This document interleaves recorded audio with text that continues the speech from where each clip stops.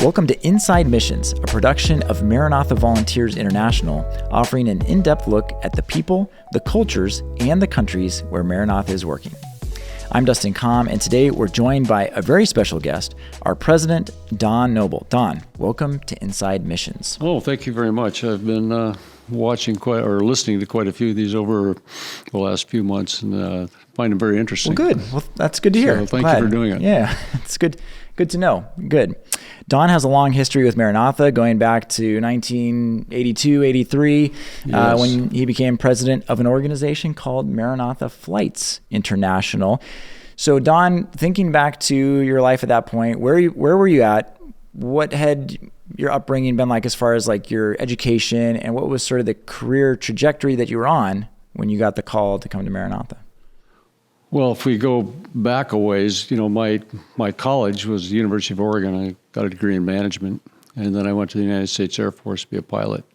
And I went through some training there, and it was while I was in the Air Force that God grabbed a hold of me and said, you need to change the direction of your life. And so I was able to I didn't get discharged then.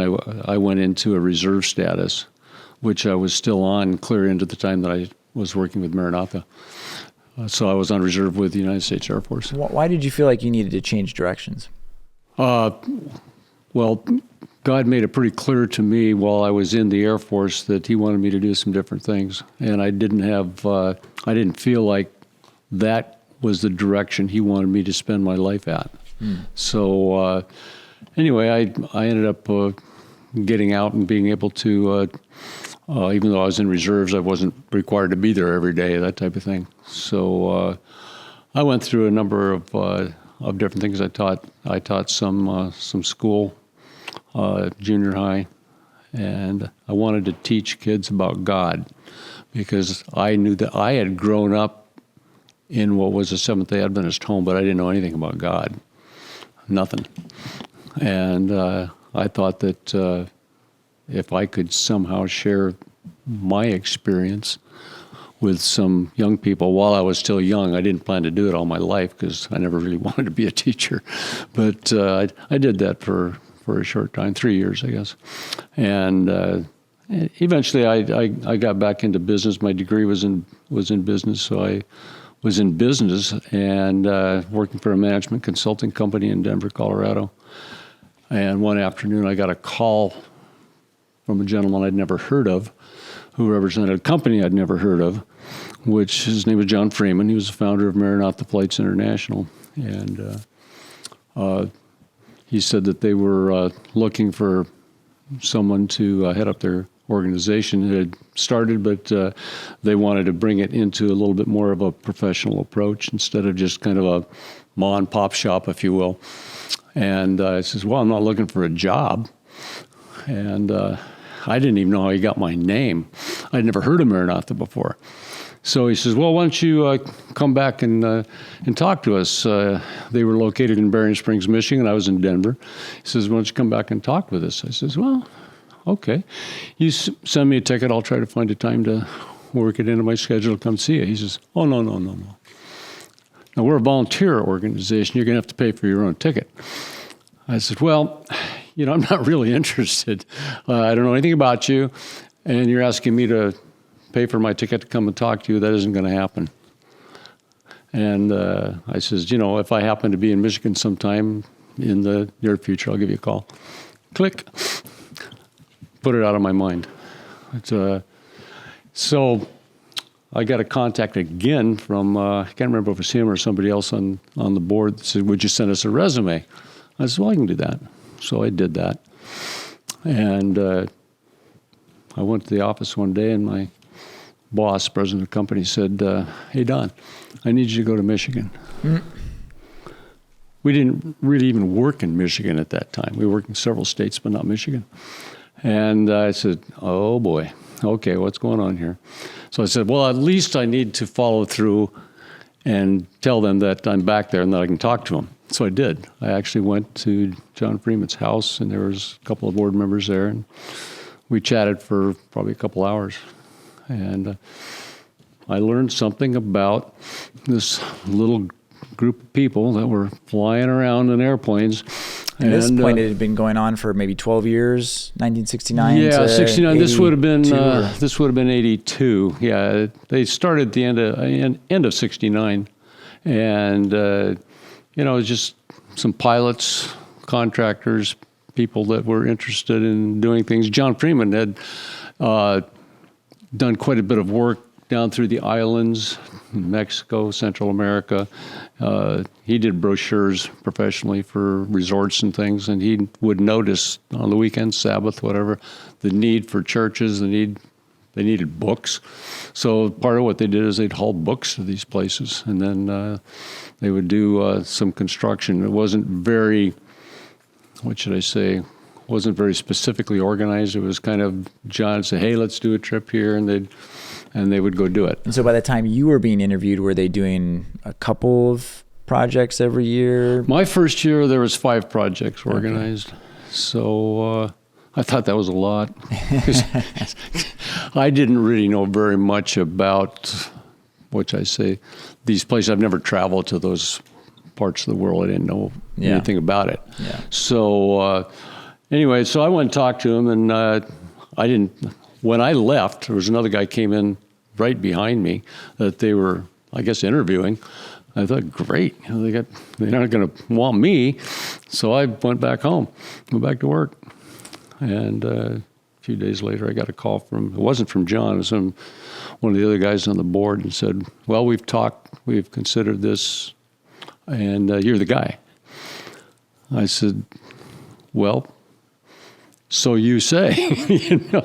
I'm not sure from my perspective. I don't know enough about you to say that I'd be willing to do this. I have a good job, and I'm not looking for work.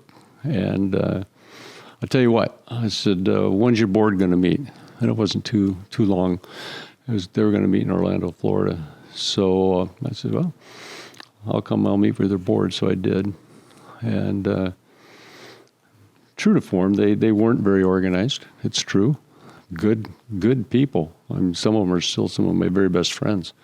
And as it sometimes happens in the men's room, 2 of the board members said to me, if I was a young man, in fact, one of the guys says, if I was a young man, and I was a young man at that point, and I wanted to make a difference in the world, we think that this has great potential for the work of God around the world.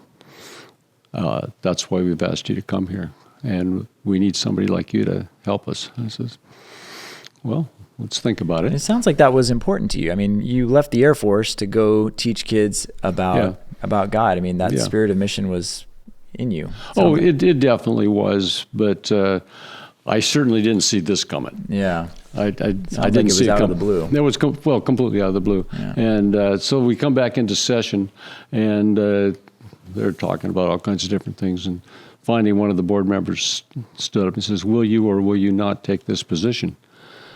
Wow. And I said, well, I'll tell you what. I says, I'm not going to answer you. I said, this is a little bit too quick. I have to pray about it. I have to think about it. How about this?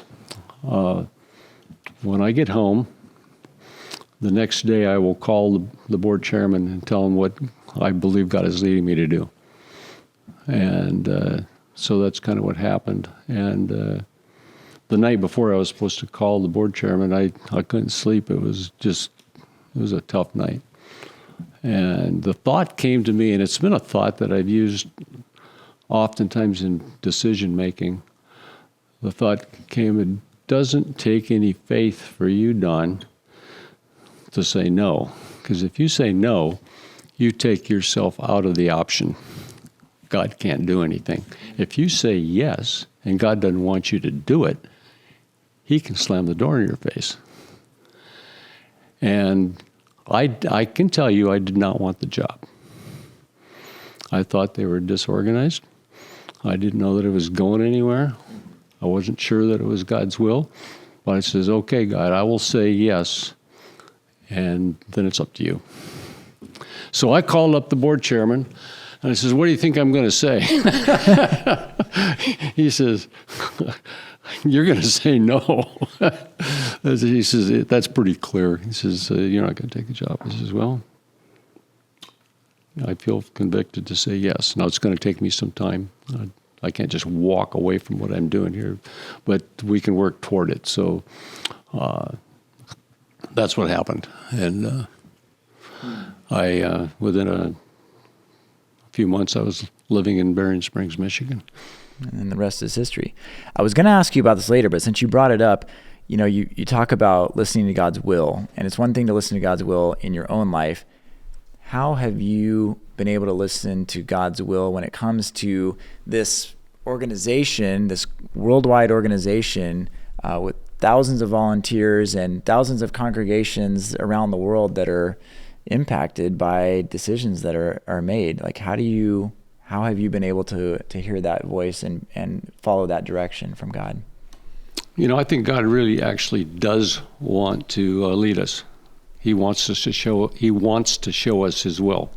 He wants us to understand His will. We talk about knowing God's will.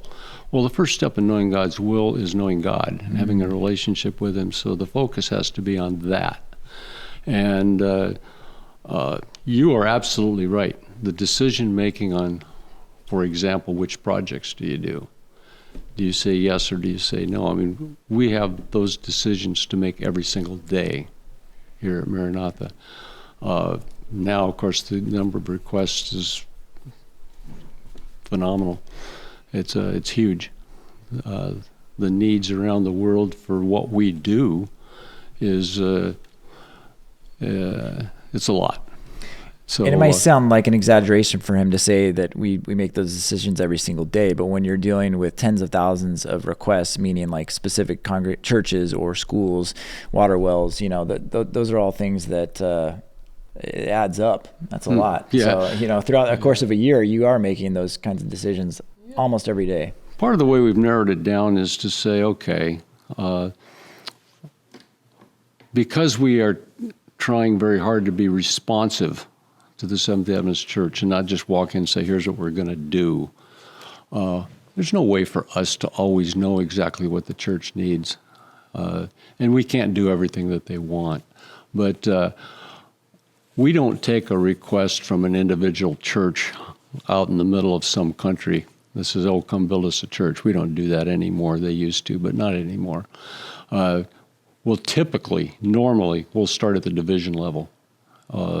13 divisions in the World Church. When we develop a relationship with the division leadership, and they give us a broad view of what their needs are, and what I ask them to do is prioritize it.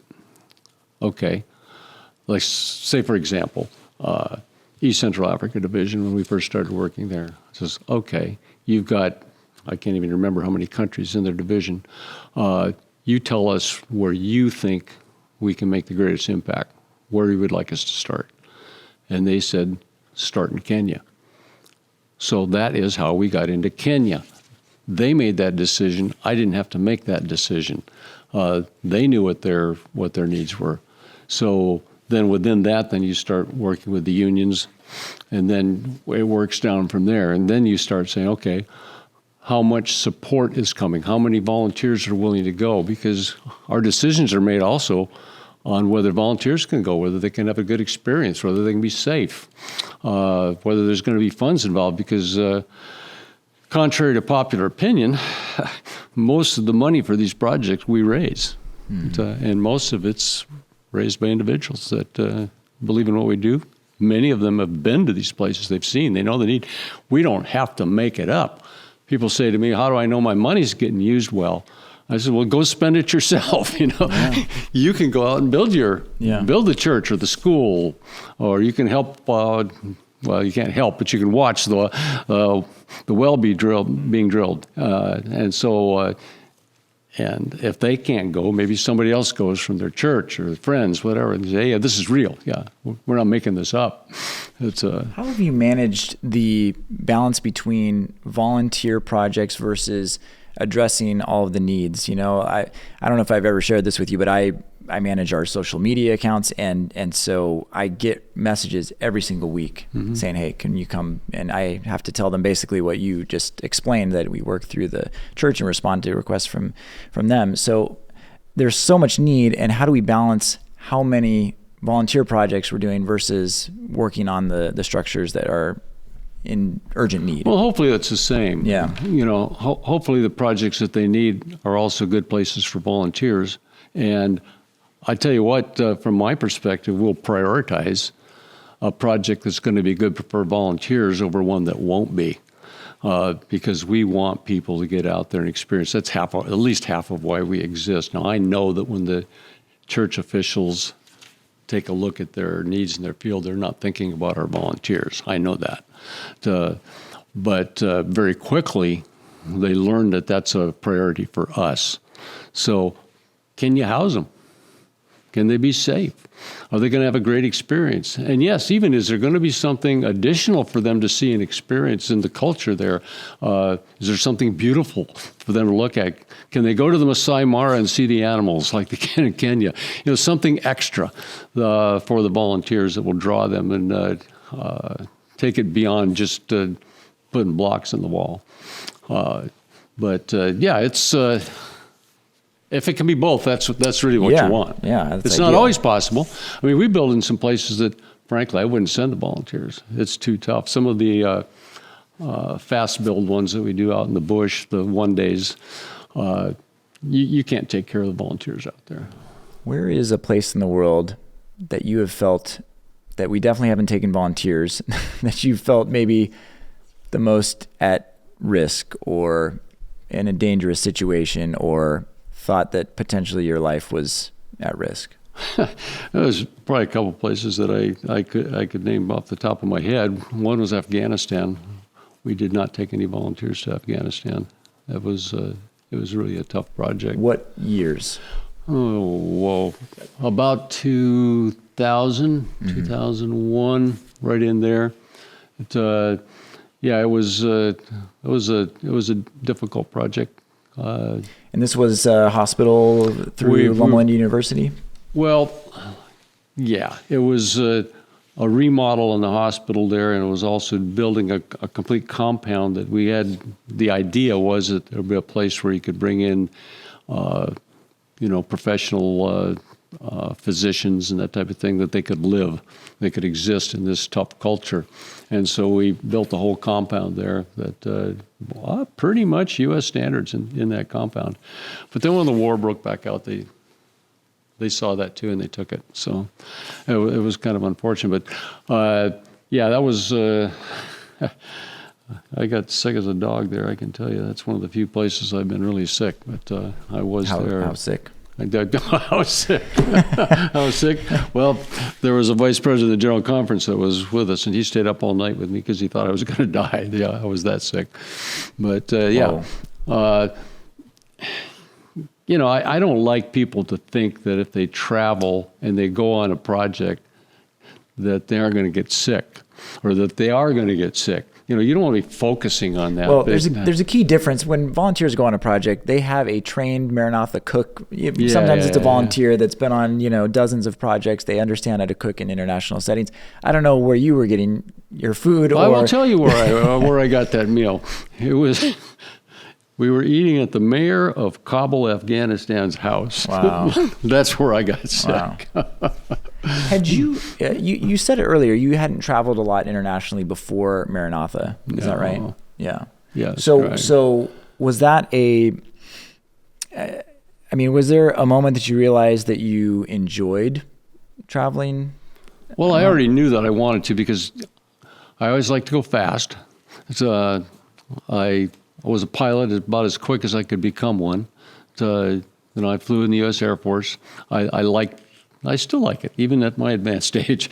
I still like to move quickly, and I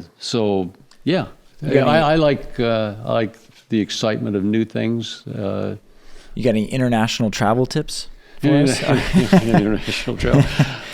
How do you adjust to traveling? Halfway around the world. I mean, you get around. Well, people always talk about jet lag. I say there is no jet lag. There's only tired and not tired. People look at their watch and say, "Well, at my house, it's such and such So you don't do that? No.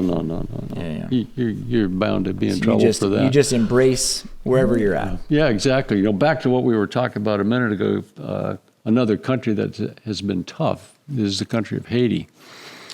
I've been there a number of times. Right now is not a good time to be there, but I've been there. There's a lot of Seventh-day Adventists in Haiti. There's a lot of need there. We've done some work there. We did a lot of work there after earthquake in, 2007, 8, 9, somewhere in there. We did quite a bit of work there then. But, I've been driving in a car that people attacked and came into the car and trying to steal stuff as we were driving through town. It's a tough place. And one of the things that happens is when there's a disaster that people hear about, the type of people that help with Maranatha oftentimes want to be involved in helping with that because they have a big heart and they want to help. I went to Haiti and looked at it from that perspective, and I decided not to send volunteers there. I didn't think it was safe, and unfortunately, a lot of people that have been on quite a few trips, they have experience. They know some things, but they don't necessarily know the dangers, and their antenna isn't necessarily up to the danger that there might be in a place like Haiti. It's a little tougher. So right now, I don't see that as a place to send volunteers. So you have to make those decisions. Even though sometimes you get pressure, and we get plenty of pressure, especially from church officials that they may live in a place and they say, well, it's not that bad. Well, yeah, but you walk through the street and they're used to seeing you. Yeah. I bring in 50 Americans, and that's a different story. Yeah. And we can't expose people to that. Going back to Afghanistan, what were some of the challenges of working there specifically?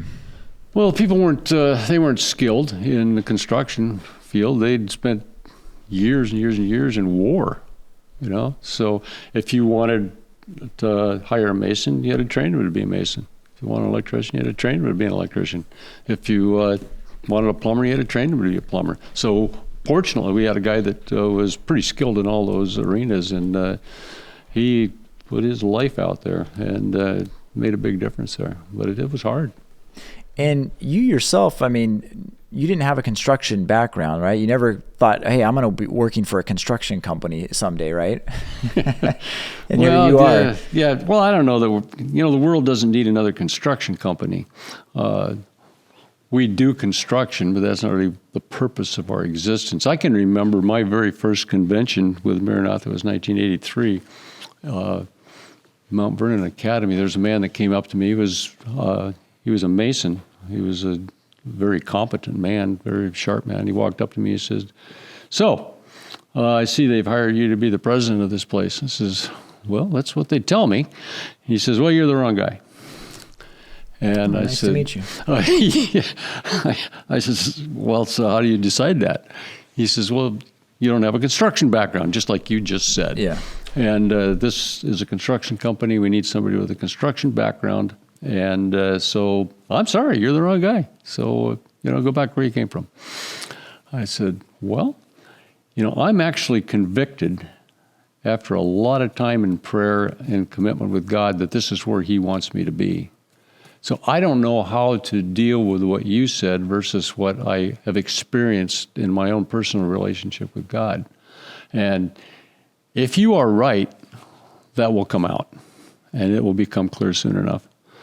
But as it turns out, you need a lot of construction people to do construction, but you need a lot of other people too, and you also need some management.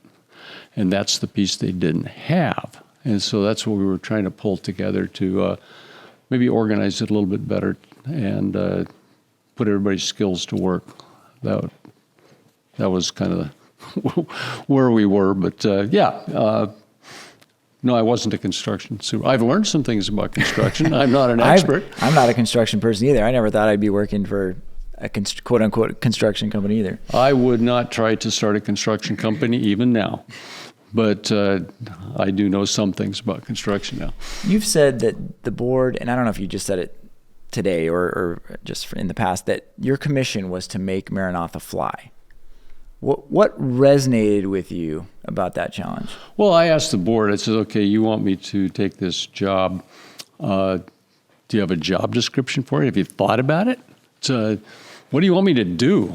How are you going to evaluate whether I did my job or whether I didn't do my job as you would envision it? Well, they didn't really know. So they said, well, here, give us a few minutes. We'll put together a job description for you. So they did, and I still have it.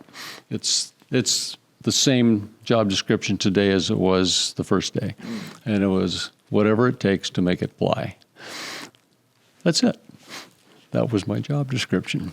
And of course, the fly piece was when we were Maranatha Flights International, because it started with small planes. The Maranatha piece, as I understand from the founder before he passed away, is that name Maranatha came from his secretary.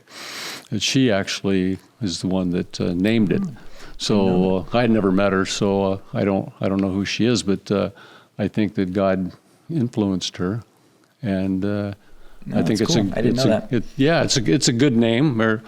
We after many years, it became clear that we weren't going to fly Cessna 182s to India.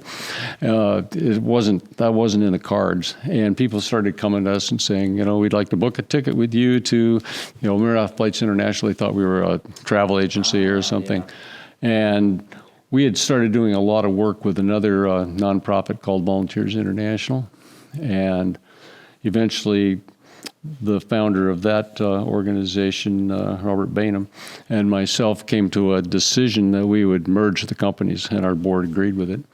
And we became, as we are today, Maranatha Volunteers International. And that was like late 80s? 1989. It was, we did it coincided with our move from Michigan to California. So, yeah, in September of 1989, we moved here and we became Maranatha Volunteers International. I want to talk to you about the levels of maturity of Maranatha. Started off, as you've talked about, a small group of people, maybe a couple projects every year. You did 5 projects your first year.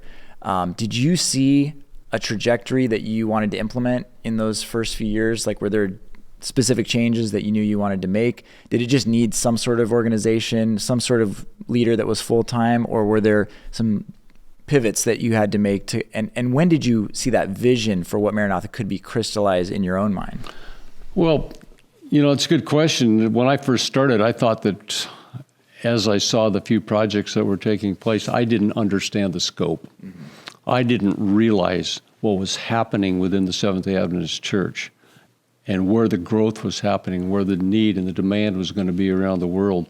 When they moved from, in 1969, less than 2 million members to 20-some million now, and most of that growth in places that are extremely poor, that can't afford to build even a simple church or school or whatever. I didn't know that God was calling us to answer the call to that. I didn't know that.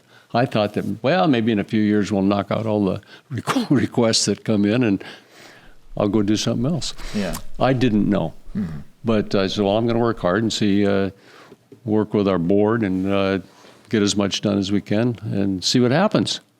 Well, what happened is the requests kept building.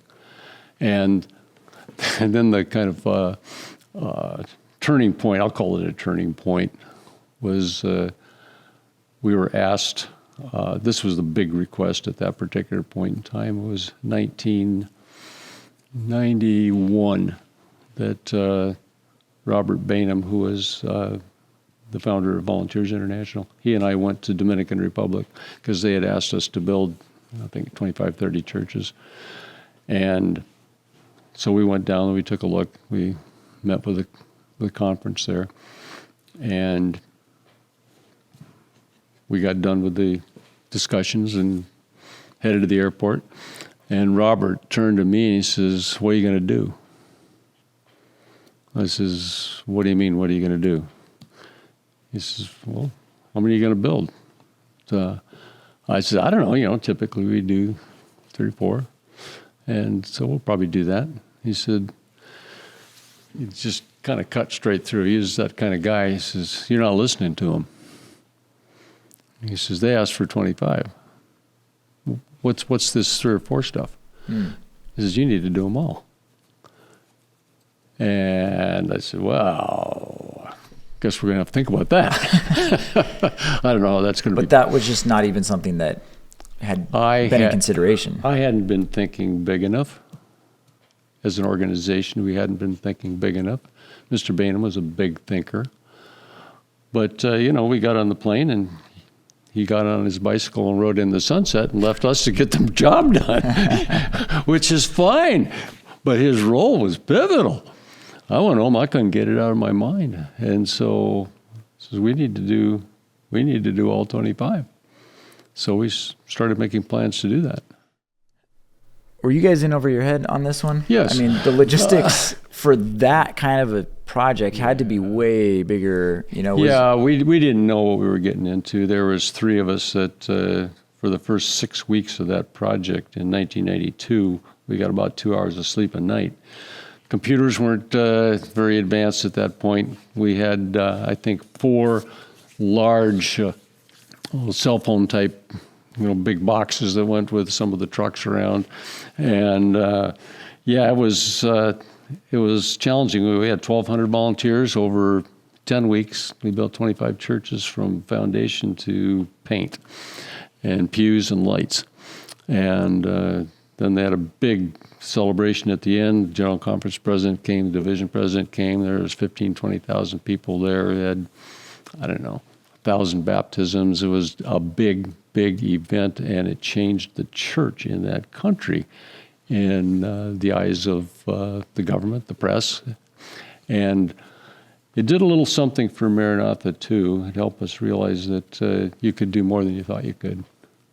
Because, we didn't have money for that project when we started bringing volunteers in there. We were still trying to raise money. In fact, I had a couple board members that told me that I had to cut it back even after we started the project. But that certainly was kind of the precursor to Maranatha working in faith, even when the finances weren't always available, right? Yeah, God was very kind and generous and patient to help us begin to understand that he would take, if it's his work, and he asks you to do it, and you're absolutely convicted of it, he makes himself responsible for it, and he does. I worry less about the money than I used to. I can't say that I never worry about it. That wouldn't probably be right. But I don't put pressure on anybody to give.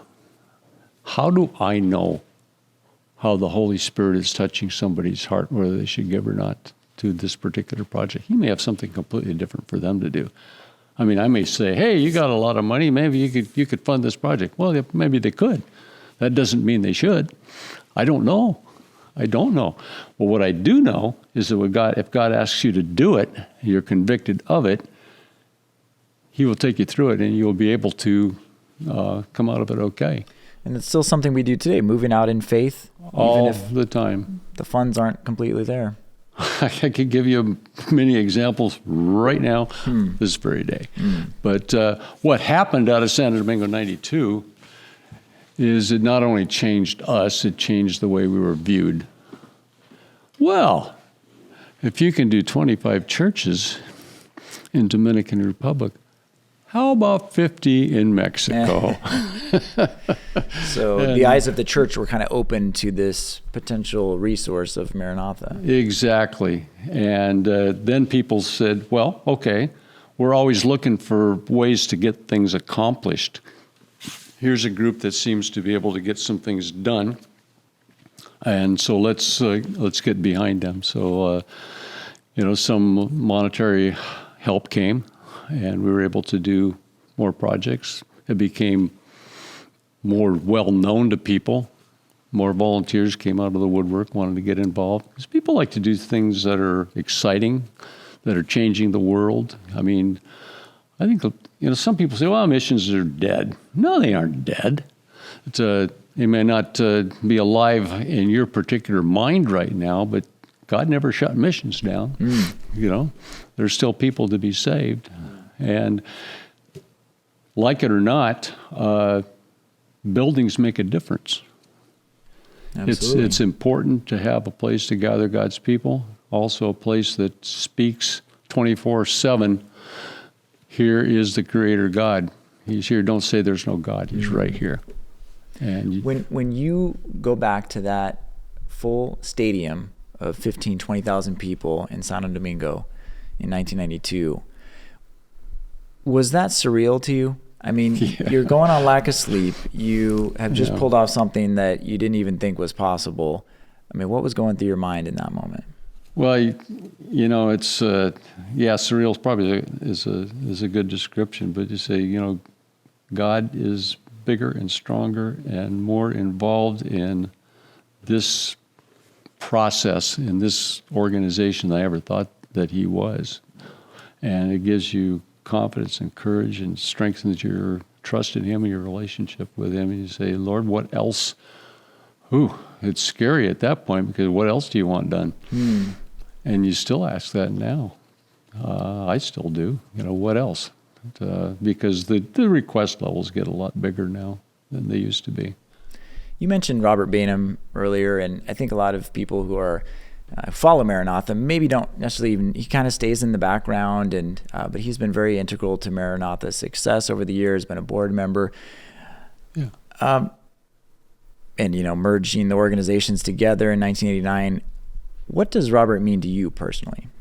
And he's he's a mentor in a lot of ways to me. One of the things that, Kenneth Weiss and I will say, what would Mr. Bainham do in this situation? He is still alive. Mr. Bainham's 99 years old, and yes, still going strong. He's sharp, and he's still on one of our boards.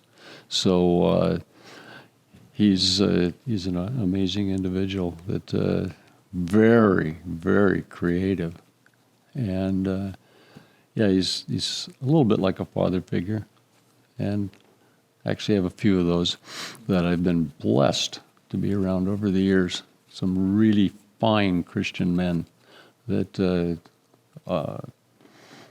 can only hope to be around, and it just changes you. It sure has changed me. So could I have expected that when I walked through the door in Orlando, Florida to meet with the board? I had no idea what I was talking about or what I was doing. No idea at all. But I was a little bit concerned that maybe I had misunderstood God, hadn't heard Him right in this whole thing. Because there were some people that thought I shouldn't be involved. And but now as I look back, I'm convinced that God was leading for me, leading for a lot of other people. There's been so many people that have involved, great people. I love to see the volunteers that get excited about going. I mean, I get to sit back and watch it now more.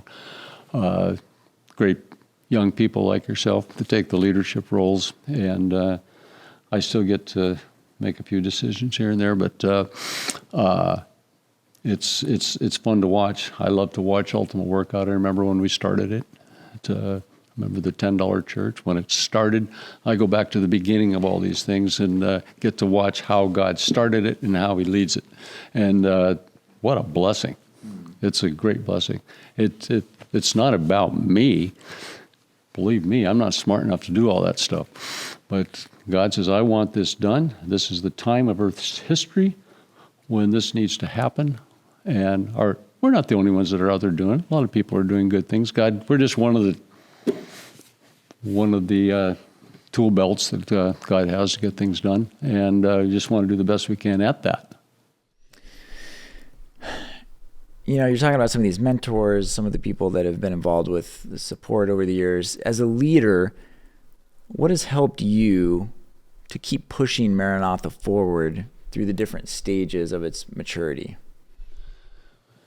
Well, I don't know how to tell you exactly, except that I believe that God has worked through Ellen White, and one of the things that she says is always do more, never less. push forward. She also makes another nice business statement that people don't know that she made. It says, don't just strike when the iron is hot. Make the iron hot by striking. Get out there and do stuff. You can do more than you think you can. God expects you to do more. He's given all of us talents and abilities, and a lot of times we sit back and just want to wait for somebody else to do it. And he says, no, go. I mean, hey, God has offered a gift that's, a life that measures with the life of God for eternity. We want people to know about that. I mean, that's what motivates me. When I see a school that we built in India, there's one that we just finished a little over a year ago that had 300 students. Within 6 months, they had 950 students. And you look at all those little creatures there in that building, and I just see potential, and an opportunity for them to learn about God, to be living with Him for eternity, to talk to their friends and neighbors all over about Him. I mean, what else could you want? Is having a Lamborghini and a fancy house more important than that? Not to me. Not at all. It's working with the God of the universe, the Creator God. There's nothing better than that. Nothing better. And you can go to Him, and we do it all the time. Hey, what's next? What do you want us to do? And He doesn't skywrite it, but He leads. You can watch it through His providence. You get a sense through different ways, whether it's somebody stepping up and say, hey, I really like this project, and I feel led to help support it. Okay. That's another way that God says, hey, I want this project done. But, a lot of the projects we take on that we don't have money for. And it's a challenge. But here we are 55 years after we started, and, we're still building. Pretty good. We're still building, and, I guess over 10,000 churches. Yes. Like that. Yeah. So in India, just recently, the division president said we'd built 40% of their churches.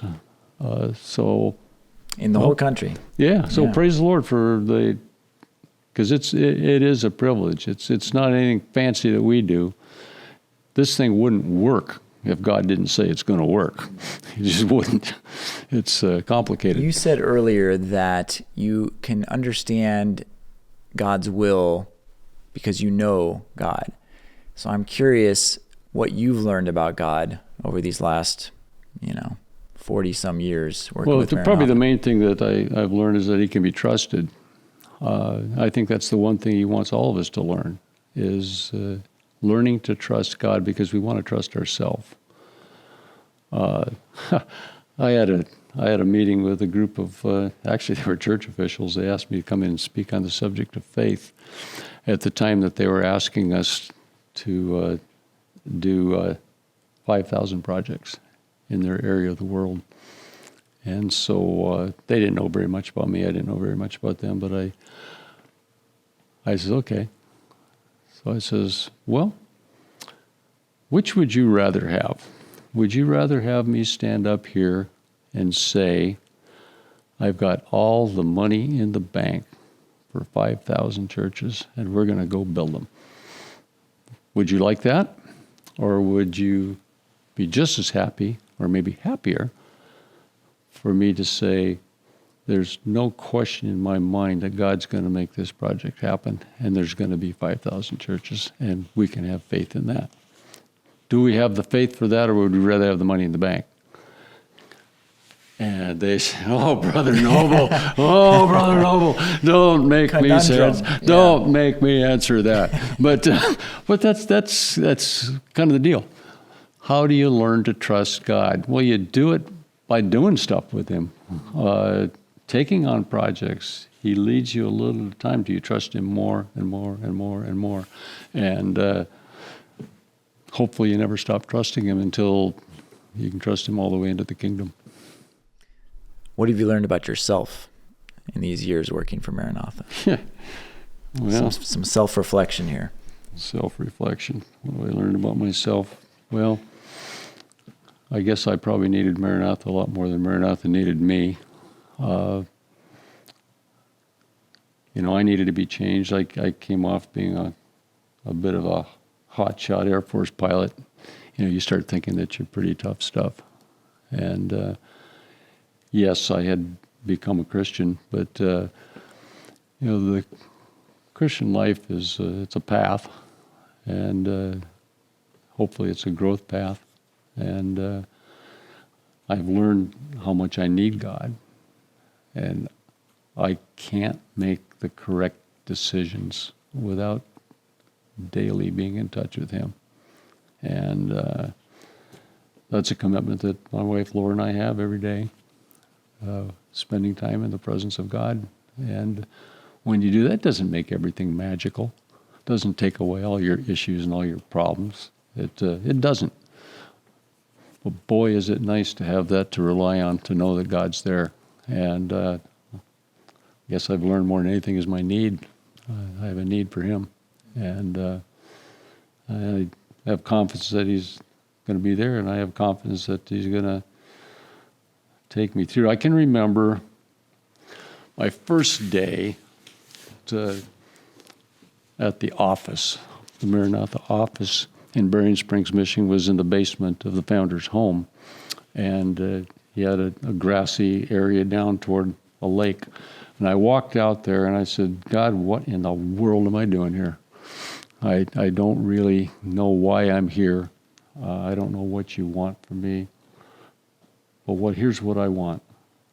I want whatever this thing is or whatever it becomes to be something that you use in whatever time there's left on this earth to make a difference for your kingdom.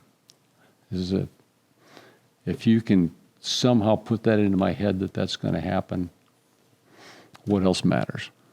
And I look back now and I say that He has given me some peace with that, because I think that already there's been some of that that's happened. I think that His kingdom will be enhanced through what Maranatha, the volunteers, the donors, everybody involved is. I think it's going to make a difference. I think that's a beautiful place to end.